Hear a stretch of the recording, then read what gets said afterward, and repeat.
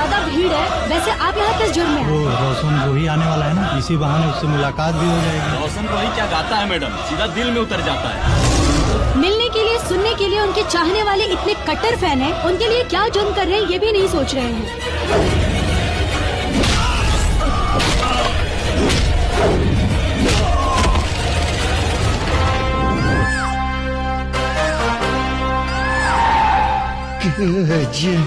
खून के खून निकलस।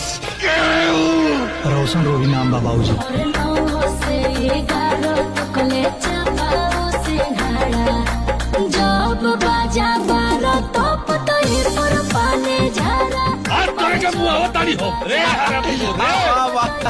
हाँ बेटा, एक दिन स्टार जरूर बनिया और खूब पैसा भी कमाइया। सारा ऑर्केस्ट्रा वाला भूखे मरता है, कलाकार लो रिक्शा चलावता। ऑर्केस्ट्रा वाला है हम स्टार है, स्टार एक दिन दुनिया पर राज करो।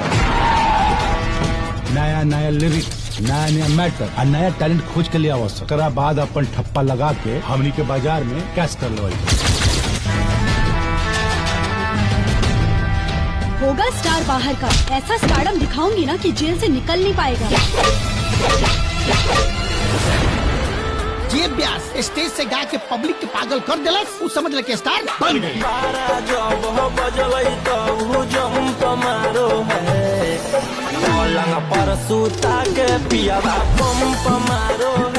हमरा पास एक बहुत बढ़िया लड़का है जो बहुत बढ़िया गाता है, बस ओकरा एक बार मौका देख के देखिए ना गुरुजी, सुपर स्टार आने वाले भविष्य का सुपर स्टार। मेजर चाहे कर्नल, हमरा उसे मतलब ना है, गाना एकदम हिट चाहिए तो चाहिए। स्ट्राइक मरवाओ, रिपोर्ट मरवाओ, चाहे जितना पैसा लागे, पैसा पानी की तरह बहाओ। रोशन रोही के गाना दिवाकर कुमार के चैनल से उतरे के चाहिए। हर बाप के सपना होला कि ओकर बेटा सफल हो जाए। आज हमार बेटा सफल हो गई बा। वो रोशन रोही के ये इंडस्ट्री से रवा उठा के बाहर फेंकी। वो कीड़ा के इंडस्ट्री में रहे के हक नहीं किए। रश्मि जैसन तो लड़की तरह जीवन में ढेर आई जी। जब मिली है तब मिली है, अभी तो उनकरा के संभाल के रखल चाहता नहीं।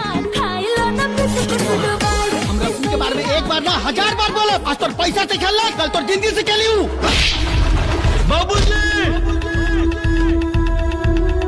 दूर हट, दूर हट, खबरदार अगर हमारे पति के हाथ लगे लता। तुम्हें क्या लगता है तुम्हारी कहानी सुनकर हम लोग इमोशनल हो जाएंगे? कानून के साथ खेलने वाला हर एक इंसान हमारे लिए गुनहगार है।